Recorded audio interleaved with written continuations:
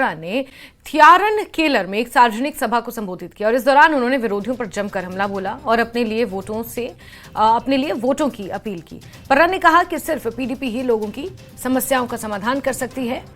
यहां सभा में पीडीपी के प्रदेश जनजातीय अध्यक्ष तालिब हुसैन, पीडीपी प्रवक्ता मोहित भान, वाची के पूर्व विधायक अजाज अहमद मीर, पीडीपी शोपियान विधानसभा क्षेत्र प्रभारी यावर बंदे और अन्य नेता मौजूद रहे।